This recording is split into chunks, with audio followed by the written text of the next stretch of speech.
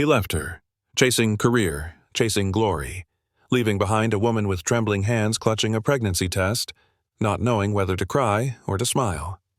She stayed silent. No blame, no phone call. She carried it all alone. And 7 years went by. She grew used to the long nights holding her child, used to the curious stares of neighbors, used to being both mother and father. But fate can be cruel. The day her daughter fell and was rushed to the ER, the man who walked into the examination room was him, the one who had once abandoned her. He bent down to examine the child. The little girl looked at him for a long moment, then smiled. "Sir, why do your eyes look just like mine?" In that instant, no one could hide anymore. He wasn't just facing the woman he had betrayed. He was facing a child carrying his very own smile. Would he turn his back again? Or, this time, dare to stay? If you've ever believed yourself strong, listen to this story, and you will understand what pain is, but also what hope can be. The morning air in Savannah was still damp with mist when Delilah touched her daughter's forehead. Maisie's skin was pale, her curls sticking to her cheek. She sat quietly, her left arm pressed tight against her body as if protecting something fragile. Maisie was not the kind of child to sit still. She was full of questions, laughter, stories. But today, she was silent. "Does it hurt, baby?" Delilah asked. Maisie nodded once. "When I move it, and when I don't." The words were soft, frightened. A sharp knot formed in Delilah's stomach. Yesterday she had hoped it was only a bruise from the playground. But this silence, this way her daughter held herself, was something deeper. She grabbed her keys, her breath uneven. "We're going to the hospital," she said. The streets of Savannah rolled past in a blur. Brick sidewalks, oak trees heavy with moss, trolley bells in the distance. None of it mattered. Delilah's eyes flicked to the rearview mirror again and again. Maisie's face was pale, her little hand trembling in her lap. Something inside Delilah shifted, a warning she couldn't name, as if an old door had opened in her chest, one she had fought to keep shut. The ER smelled of antiseptic and old coffee. The sharp white lights hummed overhead. Delilah gave her daughter's name to the nurse. "Maisie Cross, 6 years old. Possible fracture." The clerk typed quickly, never looking up. "Take a seat. You'll be called soon." Delilah led Maisie to a row of plastic chairs. She smoothed her daughter's curls, whispering, "It'll be fine, sweetheart." But her hand shook as she reached for the clipboard. Monitors beeped behind thin curtains. Shoes squeaked on polished floors. The air was thick with voices, yet Delilah felt an odd silence settle inside her. Something pressed at the edges of her thoughts, as though she were standing on the threshold of a memory she didn't want to revisit. Maisie leaned close and whispered, "Mama, I don't like hospitals." Delilah kissed the crown of her head. "Neither do I." She tried to steady her breathing, but the unease only grew. She could not name it. A feeling of being too close to something she had left behind. A sense that what waited on the other side of this hallway would not only decide her daughter's health, but also pull her into a past she had buried. A set of footsteps approached. Firm, steady. Not the shuffle of an orderly, not the rushed stride of a nurse. Delilah's stomach tightened. The exam room door swung open, and there he was, Julian Cross. White coat over blue scrubs. Clean lines, calm presence, the kind of stillness that carried power. For a moment, neither moved. The clipboard in his hand lowered slowly as his eyes locked onto hers. Recognition spread across his face, shock breaking the careful control. Delilah's breath caught. 7 years collapsed into a single instant. The smell of antiseptic faded. The hum of machines vanished. All she could hear was the pounding in her chest. Julian whispered, almost to himself, "Delilah." She rose to her feet, her voice tight. "Hello, Julian." Maisie tilted her head, staring at the stranger who suddenly seemed frozen in the doorway. Time stretched thin. The past and the present collided in that sterile white room, heavy and unrelenting. Julian swallowed hard, forcing his voice back to steady. "Let me take a look at her arm." Delilah stepped aside, her shoulders stiff. The man who once left her now stood before her as the doctor meant to care for her daughter. Julian knelt to Maisie's level, his voice gentle. "Hey there, what's your name?" "Maisie," she whispered. "That's a beautiful name." His gaze flicked to Delilah, then back to the child. "Can you tell me what happened?" Maisie shifted nervously. "I fell off the monkey bars at school." Julian nodded, his hand steady as he examined her arm. His touch was careful, almost reverent. Delilah watched every movement. The pressure of his fingers on their daughter's skin stirred something sharp inside her, gratitude for his skill, anger at his absence. "Does it hurt here?" he asked softly. Maisie nodded. "I'll order an X-ray, just to be sure," Julian said, standing. "It doesn't feel broken, but better to check." Delilah forced her voice even. "Thank you, doctor." The words came out colder than she intended. He hesitated, lingered for a second longer, as though he wanted to say more. Then he left the room. Delilah exhaled, realizing she had been holding her breath. Maisie tugged at her sleeve. "Mama, do you know him?" Her lips trembled before she answered. "A long time ago." Maisie studied her mother's face, then whispered, "He has your eyes." Delilah's chest tightened. She couldn't deny it. The X-ray came back clean. No fracture, only soft tissue bruising. Relief loosened Delilah's chest, though her shoulders stayed tense. Julian explained the care plan, his voice steady, professional. Maisie listened with wide eyes, nodding at his instructions. Then he stepped out, leaving them in the quiet room. Delilah smoothed the paper sheet under her daughter, preparing to gather their things. That was when Maisie spoke. Her voice was low, thoughtful. "Mama, he has your eyes." The words struck like a blade wrapped in silk. Delilah froze. "What do you mean, baby?" Maisie tilted her head, her curls falling forward. "The same kind. Sleepy, but kind." She said it with certainty, as if it were the simplest truth in the world. Delilah's throat tightened. She wanted to laugh it off, to change the subject, but the observation hung heavy. Her daughter had named what Delilah had been too afraid to say. For a moment, the silence was unbearable. Then Delilah whispered, "Let's go home." Maisie slipped her small hand into hers. Delilah held it tighter than she meant to, her heart trembling with the truth she could no longer keep buried. The late morning sun glared against the hospital glass as Delilah guided Maisie to the car. She adjusted the sling around her daughter's arm, tucking her curls back from her face. She reached for the door handle when footsteps came up behind her. "Delilah!" Her body stiffened. She didn't need to turn. She already knew that voice. Slowly, she faced him. Julian stood a few feet away, his coat folded over one arm, his expression caught between restraint and urgency. "Can we talk?" His voice was low, careful. "About Maisie. About everything." Delilah's fingers tightened on the door handle. She shook her head. "Not here. Not now." Julian stepped closer, his eyes searching hers. "Please." "No," she said firmly, her voice edged with steel. She opened the door, guiding Maisie inside. "She needs rest. That's all that matters right now." He stopped, shoulders stiff, the weight of unspoken words pressing the air between them. Finally, he nodded once. "I'll be in touch." Delilah slid into the driver's seat, her heart pounding as she pulled away. In the rearview mirror, she caught a final glimpse of him standing still in the lot. The past had found her again, and she had no escape. By afternoon, Delilah sat in Janelle's kitchen. The scent of chamomile and lemon rose from the mugs in their hands. Maisie lay curled on the couch, drifting in and out of sleep. Delilah's voice cracked as she began. "He was there, Janelle, at the hospital. He treated Maisie." Her friend blinked, then leaned forward. "Julian Cross?" Delilah nodded, gripping her cup so tightly her knuckles ached. He looked at her. He knew. I saw it in his face. Janelle let out a slow breath. "Are you going to tell him?" Delilah shook her head quickly. "I can't. Not yet." "Why?" "Because he left once," Delilah whispered. "He chose a future without us. I won't hand him her heart only to watch him leave again." Janelle studied her, her gaze gentle but piercing. "And if he doesn't leave? If he wants to stay?" Delilah stared into her tea. "Then I don't know who I'd be anymore." The clock ticked on the wall. Maisie shifted in her sleep, murmuring softly. Delilah reached for the blanket and tucked it around her daughter. Her heart ached with the truth. Fear had built the walls she was living behind, and now they were closing in.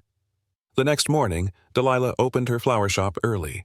She arranged the fresh blooms, letting routine quiet her nerves. The bell chimed, and when she looked up, Julian stood in the doorway. He held a bouquet, blue hydrangeas and yellow snapdragons. He placed them gently on the counter. "Hydrangeas for apology. Snapdragons for strength.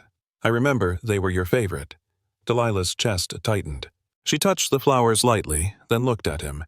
"You didn't come here to talk about petals?" Julian nodded, his voice quieter. "No, I came because I can't stop thinking about her. Delilah, is she mine?" The words cut through the air, heavy and trembling. Delilah swallowed hard, her eyes steady. Maisie is mine. Every breath, every scar, every laugh. She is mine. Julian flinched, then held her gaze.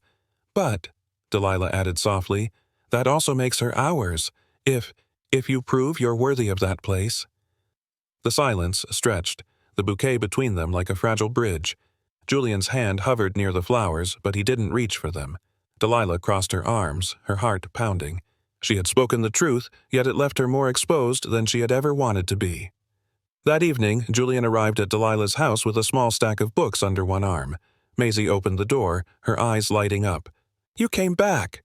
"I brought dinosaurs," Julian said, holding up the covers. Maisie giggled, tugging him inside.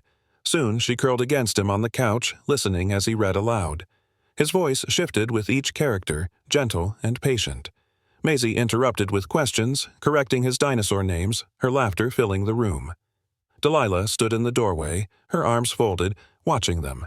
The sight warmed her, yet it also set fear twisting in her chest. The way Maisie leaned against him looked too natural, too easy. Later, when Maisie's eyes grew heavy, Julian tucked the blanket around her shoulders. She clutched a stuffed stegosaurus, her breathing slow and steady. Delilah whispered, "She trusts you fast." Julian glanced up. "I don't take that lightly." Her gaze flicked to his hand as he adjusted the blanket. The light caught a platinum band on his finger, a ring. The warmth in her chest cooled instantly. She looked away, her heart pulling tight. The room was quiet, but the question hung heavy. What future could they have when another life already claimed him? The platinum band caught the light again. Delilah's voice was steady, though her chest felt tight. "You're engaged." Julian exhaled, lowering his hand. "Yes." "To who?" His eyes wavered, then steadied. "Tessa Vaughn. She's the hospital's PR director." Delilah felt her throat close. She knew the name. Everyone in Savannah did. Sharp suits, perfect smiles, a woman who carried power like perfume. "And what is she to you?" Delilah asked quietly. Julian hesitated. "On paper, everything. Our families approve. The board approves. We look good in the newsletters." He rubbed his temple, his voice low. "But it's not love, Delilah. It never was." She crossed her arms, forcing herself to breathe. "That doesn't change the fact. You're someone else's fiancé, and I'm not a scandal for you to sort out." Julian met her gaze, regret written in the lines around his eyes. "I never came here to make you that. I came because when I saw Maisie, I couldn't unsee it. I couldn't pretend anymore." The silence between them was heavy, charged, a moral line drawn clear in the dust. Delilah turned away first because if she didn't, she feared her heart might betray her. 2 days later, the bell above the flower shop chimed. Delilah looked up from the counter expecting a customer. Instead, it was Tessa Vaughn. Her blazer was sharp, her heels clicking against the worn floorboards as though they had no business being here. She smiled, but it was the kind of smile that carried frost. "Delilah Monroe," she said smoothly. "I wondered when we might meet." Delilah steadied her hands on the ribbon she was tying. "Can I help you?" "Oh, no," Tessa said, glancing at the vases, at the stems and the buckets. "I'm only here for one thing." She leaned in slightly, her perfume clean and sharp. "To say this, enjoy your little homecoming. It won't last." Delilah felt the weight of those words press into her chest. She stood taller, though her heart raced. "If you're here to threaten me, I suggest you don't waste your time." Tessa's smile deepened, calm and cruel. "I don't need to threaten. I only need to remind. Julian is mine. His career is mine. The board, the future, it's all already decided. Do not confuse temporary nostalgia with permanence." With that, she turned on her heel and left, leaving the air colder than before. The shop door opened again the next morning. This time, Delilah faced someone even harder to ignore. Evelyn Vaughn, Tessa's mother, chair of the hospital board. She stepped inside wearing a navy suit, clipboard in hand, her presence filling the space with authority. "Julian here?" she asked, though her tone made it clear she already knew the answer. Delilah shook her head. "No, just me." Evelyn's gaze swept the flowers, then settled on her. "I assume you've heard about the promotion. Chief of surgery. The board is very invested in his image, and image, Miss Monroe, is fragile." Delilah's hands stilled over the stems she was trimming. "And what does that have to do with me?" "Everything," Evelyn said. Her voice was smooth, practiced. A man can't stand as the face of our expansion project while whispers follow him out of your doorway. You understand, I'm sure. Reputation is a currency. The words landed like stones. Delilah realized this was not just personal, it was political.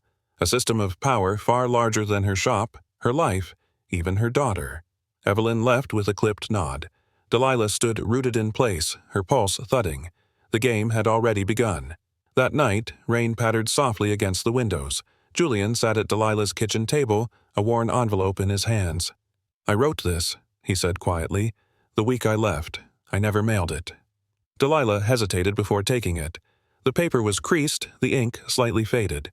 She opened it, her eyes catching on the first line. "If I could have stayed, I would have. But ambition calls louder than love." Her breath caught. She closed the letter before she could read more. Julian's voice broke the silence. "I thought success was worth the sacrifice. I told myself I'd come back one day. But the truth is, I was afraid.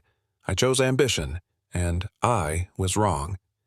Delilah stared at him, the letter trembling in her hand. "You think admitting that erases 7 years?" "No," Julian said firmly. "I don't expect forgiveness. I only want you to know the truth." Her chest ached, torn between fury and the echo of what once was. She folded the letter, sliding it back toward him. "I'm not ready to carry your regrets." The rain pressed harder against the glass.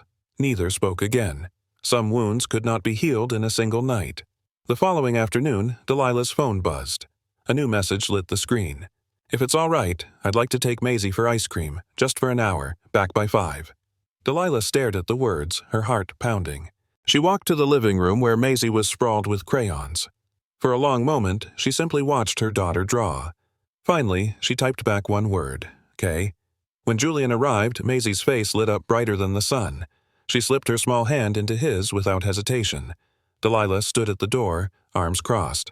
5 o'clock sharp, she said. Julian nodded. "I'll keep my promise." As they walked to his car, Maisie chattered about dinosaurs and sprinkles. Delilah watched from the porch, her chest torn. The sight was sweet, but it held danger too. Hours later, the silver SUV pulled back into the driveway. Maisie burst out, mint chip smeared across her cheek. "Mama, he let me name cars like dinosaurs. I made a Fordosaurus." Delilah smiled, though her heart twisted.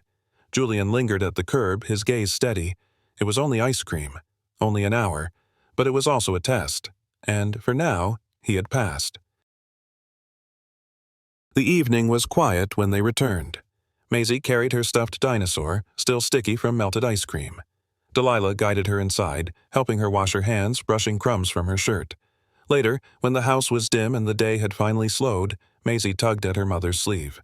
Her voice was soft, almost secret. "Mama, I think I know what my daddy looks like." Delilah froze. The words pierced her like a needle sliding beneath skin. Maisie tilted her head, her eyes thoughtful. "He looks like Dr. Cross, doesn't he?" Delilah's breath caught. She wanted to deny it, to protect her daughter from the weight of that truth. But Maisie's gaze was steady, innocent, and certain. She managed a smile that didn't reach her eyes. "It's late, baby. Time for bed." Maisie yawned, curling beneath her blanket, but her words lingered in the air. "I think he'd be a good daddy." Delilah sat beside her until she drifted to sleep. Her heart pounded in her chest. The time she had tried to postpone was pressing closer. The truth was no longer just hers to carry. Soon, it would demand to be spoken. The schoolyard at St. Augustine buzzed with music and chatter.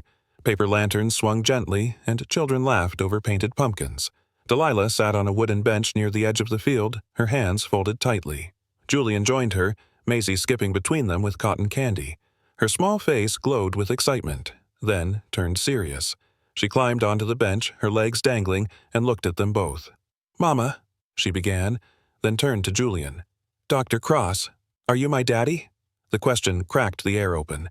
Delilah's throat tightened. Julian's hands stilled in his lap. He leaned closer, his voice quiet but steady. "Yes, Maisie, I am." Her eyes grew wide. "Do you want to be my daddy?" Julian's voice broke with emotion, more than anything in this world. Maisie smiled slowly, relief softening her face. She leaned against him, cotton candy forgotten. Delilah blinked back tears, her heart torn between fear and tenderness. The truth was now alive in the open air, undeniable. Julian met her gaze across their daughter's head. No words passed between them, but the question lingered. Was this the beginning of healing, or the start of another wound? Later that week, Delilah found herself on Rosa Cross's porch. The older woman had invited her for tea, her voice gentle over the phone. They sat beneath the shade of magnolia trees. Rosa's hands, worn but steady, cradled her cup. She studied Delilah with eyes that held both kindness and sorrow. "I know what he did," Rosa said softly, "and I know some of that was my doing. I told Julian once that love could wait, that ambition should come first. I thought I was helping him. I thought there would be time." Delilah's breath caught. Rosa's voice trembled. "But love does not wait. Not the way I imagined. It gets buried, or broken, or lost. And sometimes we only realize when it's too late." She reached across the table, laying her hand gently over Delilah's. "Don't let fear speak louder than love, child. Don't repeat my mistake." Delilah lowered her eyes, feeling the sting of tears. Rosa's confession pressed on her chest, heavy with truth. For the first time she saw Julian not only as the man who left, but as the son of a mother who once believed ambition was enough. The pattern suddenly felt too close, too dangerous to repeat. The flower shop bell rang again. This time it was Tessa. Her stride was sharp, her gaze cool as glass. She leaned against the counter, her arms crossed. "You think he'll stay, don't you?" Delilah's jaw tightened. "Maisie deserves the truth, that's all." Tessa's laugh was short, humorless. "Truth doesn't pay salaries, it doesn't fund hospitals, it doesn't keep a boardroom happy." Her voice cut like ice. "Love can't compete with legacy." The words hit like a blade, deliberate and cruel. Delilah steadied herself. "Legacy won't tuck a child into bed. Legacy won't hold her hand when she's scared." Tessa smirked, her eyes narrowing. "Spoken like a woman who's never been in the room where decisions are made. But whispers travel faster than flowers, Delilah, and the board is already listening." She straightened, smoothing her blazer. "Enjoy your moment. It won't last." When she left, the shop seemed smaller, the walls closing in. Delilah pressed her hands against the counter to keep steady. Outside, life carried on as if nothing had changed. But she knew. Rumors had started their crawl, and they carried teeth sharper than truth. The knock came early morning. Delilah opened the door to find a courier holding a sealed envelope. Her stomach tightened as she read the words stamped across the top. "Formal Review Notice." Her hands trembled as she broke the seal. The letter was clear. Allegations of misconduct. Questions of judgment. A review by the hospital board. She drove straight to Julian's office, her chest tight. He looked up when she entered, confusion flickering across his face until she placed the letter on his desk. He read quickly, his jaw tightening. "They're moving fast," he muttered. Delilah's voice was firm, though her heart raced. "This isn't only yours to carry. It's ours. If they want to tear us apart, they'll have to face us together." Julian looked at her, startled. For a moment he didn't speak. Then his shoulders lowered, and his eyes softened with something that looked like hope. "We," he repeated quietly. "Miss," Delilah said. "We." The word lingered between them, heavy but strong. For the first time she had stepped into the storm beside him, not as a secret, not as an afterthought, but as equal. And with that, the turning point arrived. They would stand or fall together. The offer came sooner than anyone expected. A letter from the board, delivered with formal language and polished edges. Julian Cross, nominated for Chief of Surgery. The title every surgeon dreamed of. The reward every parent could point to with pride. Julian read it twice, the words blurring as if they were written in smoke. Chief of Surgery meant power, resources, influence. But the fine print was clear. His schedule would no longer be his own, his life no longer private. His image would be watched, polished, and packaged. He found Delilah in the quiet of her shop. She looked at the letter, then at him. "This is what you wanted," she said softly. Julian's throat was tight. "It is," or it was. Delilah folded her arms. "Then choose. But choose when no one's watching. Choose when there's no board, no press, no applause. That's the only choice that matters." He stared at her, her words cutting deeper than any clause on the page. A line had been drawn, not just between ambition and family, but between the man he had been and the man he might become. The hospital's upper hall was quiet when Julian found Tessa. She stood by the window, phone in hand, her posture sharp with control. "We need to talk," he said. Tessa's smile was thin. About the board? About your new title? No, Julian said firmly. About us. Her expression shifted, suspicion flickering. Us? Julian, there is no us. There's a contract, a future, a project. You and I, together, we're stability. That's what matters. Julian shook his head. I can't do it anymore. It ends here. Her breath caught, anger sparking in her eyes. Do you have any idea what you're walking away from? The expansion project. The donors, your reputation. Do you think they'll protect you when you throw all this away? I'm not throwing anything away, he said quietly. I'm choosing something else. She stepped closer, her voice sharp. You'll regret this. Legacy is forever, love fades. Julian's voice was calm, final. Not the kind of love I want. Tessa turned from him, her shoulders rigid, her pride wounded. But she didn't stop him when he walked away. The values they stood on had finally split apart, and there was no bridge left between them. Rain lashed against the windows as Delilah stirred soup on the stove. The kitchen was warm, filled with the soft clatter of spoons and the scent of broth. She set 2 bowls on the counter, though only Maisie slept upstairs. A knock came at the door. She opened it to find Julian, drenched from the storm, his shoulders sagging. He stepped inside, his presence carrying both exhaustion and resolve. You're soaked, she said, reaching for a towel. He took it, drying his hands, then looked at her with eyes stripped of pretense. I told Tessa it's over. I told the board they can't own my life. Delilah's chest tightened. And what does that mean? Julian's voice was steady now. It means I won't choose legacy if it costs me family. If it costs me you. If it costs me her. The words lingered between them, raw and trembling. Delilah turned back to the stove, her hands shaking as she ladled soup into bowls. She placed one before him. For the first time in years, hope stirred in the silence. Not loud, not certain, but alive, glowing like the faint light of a candle refusing to die. The press conference was packed, the air buzzing with cameras and whispers. Julian stood at the podium, his suit pressed, his tie straight, but his eyes clear with something the board had not scripted. Reporters leaned forward, pens poised. Dr. Cross, one called, what do you say to the allegations about your personal life? Julian paused. The microphone picked up his breath. Then he spoke. I will not apologize for being a father. His voice was calm, certain. If a title demands that I leave my family behind, I decline.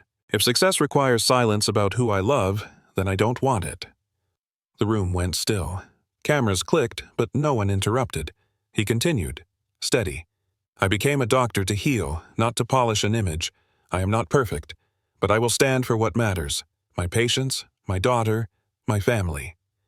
The silence broke with murmurs, with hurried notes, with flashes of light. Julian stepped back from the podium, his decision carved into the air. In that moment, he had risked everything. Reputation, power, future. But for the first time, Delilah, watching from the crowd, saw a man who was finally willing to stay. The town hummed with whispers. In coffee shops, on porches, in hospital corridors. But for once, the talk was not cruel. It was uncertain, curious, even respectful.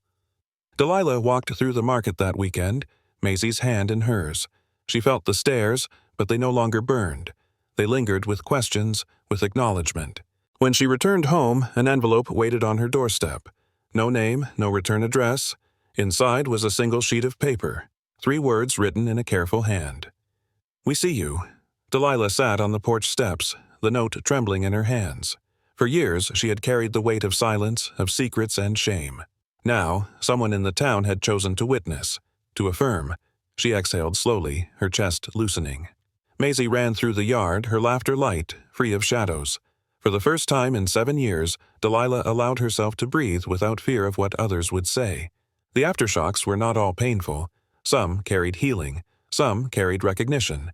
And, in the quiet of that porch, with the note resting in her lap, Delilah felt the first fragile edge of peace return to her life. The morning sun had just touched the porch when Delilah opened the door.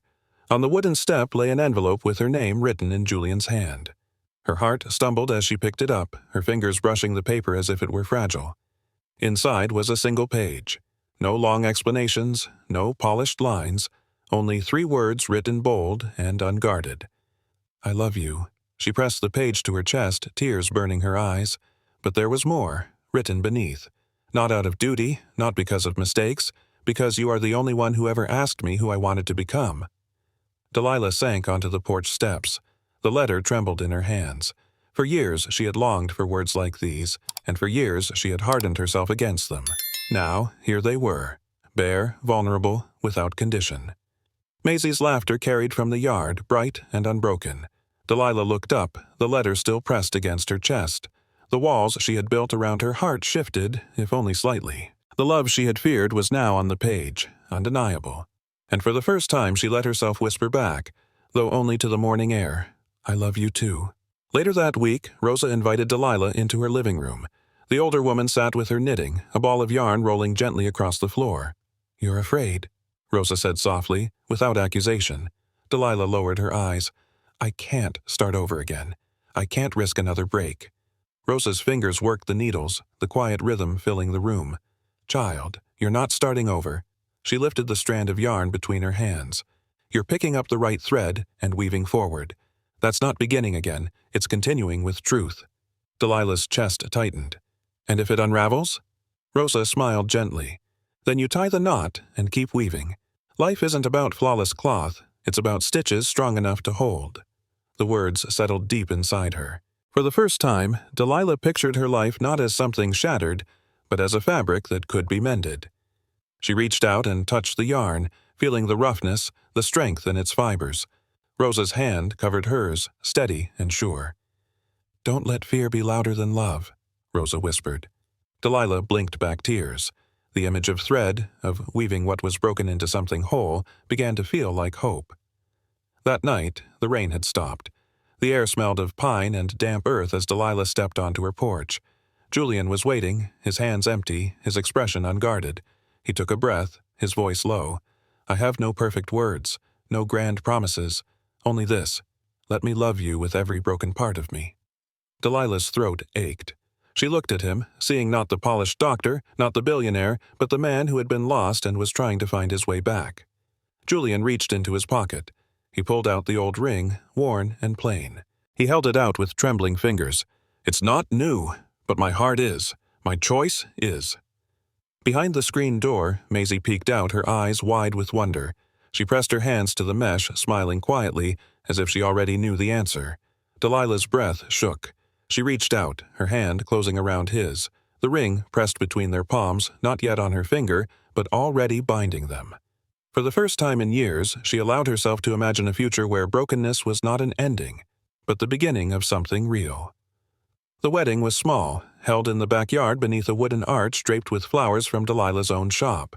Hydrangeas, snapdragons, magnolias, the blooms that had marked their journey. Rosa stood before them, her voice steady as she led the vows. Maisie sat in the front row, her legs swinging, her smile wide enough to hold the whole sky. Julian took Delilah's hands, his voice low but clear. "No title, no position, no name on a door will ever mean more than the sound of our daughter's laughter. That is my vow." Delilah's tears fell freely as she answered. "No fear, no past, no shadow will take me from the family we are today. That is mine." When they exchanged rings, the garden grew still. The afternoon light poured golden through the trees, settling on them like a blessing. The town's whispers had softened. A few neighbors had gathered not out of judgment but out of quiet support. Maisie clapped her hands as they kissed, her laughter ringing out clear and bright. It was not a grand ceremony. It was not meant to be. It was simple, fragile, and whole. And in that simplicity they found peace large enough to last. Their story had carried them through silence, through ambition, through wounds that refused to heal until truth demanded to be spoken. Money had tempted. Titles had promised. But in the end, none of it outweighed the right to live honestly and the love that chose to stay. Delilah had carried the weight alone for 7 years. Julian had chased a legacy that left him empty. Maisie had longed for answers she could not name. Together, they had finally chosen family over legacy, presence over promises. The lesson lingered long after the vows. That dignity cannot be bought. That a child's need is not for wealth, but for a parent who shows up. That love, flawed and fragile, can still build something stronger than ambition ever could. If you have ever held your child through the night alone, if you have ever wondered whether love could be enough, this story belongs to you. Share it so another mother knows she is not alone. And if you want to walk with us through more journeys where family outweighs legacy, where broken hearts find their way home, subscribe and stay. Because here we cry together, we heal together, and we celebrate the love that makes us whole.